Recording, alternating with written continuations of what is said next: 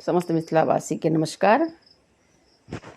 पंचमी मधुश्रावणी के बहुत बहुत शुभकामना जे सब पूछथिन। तो ओहिमे तो बहुत तरह गीत होइ छै पंचमी मधुश्रावणी सबमे। तो आइ हम एकटा गौड़ी के गीत लऽ के एलहुँ हैं। हम किशोरी झा छी। अहाँ सब गोटा के अपन चैनल किशोरी झा मैथिल पर स्वागत करै छी। आ हमरा चैनल पर जे चीज तकबै सबटा अहाँके भेट जायत। सब गीत, सब विध के गीत, सब विध कोना हेतै की हेतै तो जरूर एक बार सर्च करबै किशोरी झा मैथिल के। आई हम गौड़ी गीत लऽ के आयल छी, सुनू। गौरी पूजू गे बेटी आचर झाँपिका, गौरी पूजू गे बेटी आचर झाँपिका, बड़ देथिन मैया आचर भरी को, बड़ देथिन मैया आचर भरी को। गौरी पूजू, गौरी पूजू गे बेटी आचर झाँपिका, बड़ देथिन मैया आचर भरी को, बड़ देथिन मैया आचर भरी को।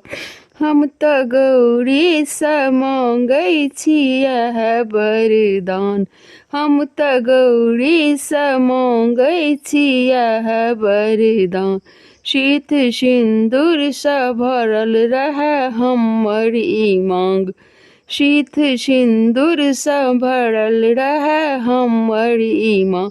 हम जा धरी, हम जा धरी जीबी रही एही बात, हम जा धरी जीबी रही एही बात।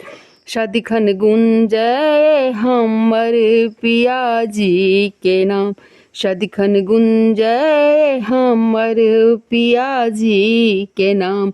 गौरी पूजू, गौरी पूजू गे बेटी आचर झाँपिका, बड़ देथिन मैया आचर भरी को, बड़ देथिन मैया आचर भरी को। हम तो गौरी से मांगै छियह वरदान, हम तो गौरी से मांगै छियह वरदान। सास ससुर से भरल रहे ई मकान, सास ससुर से भरल रहे ई मकान।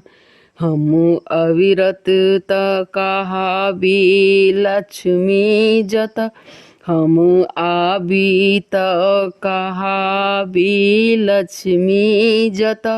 गुंजय हमर ओत ससुर जी के नाम, आबी तल कहाबी लक्ष्मी जत।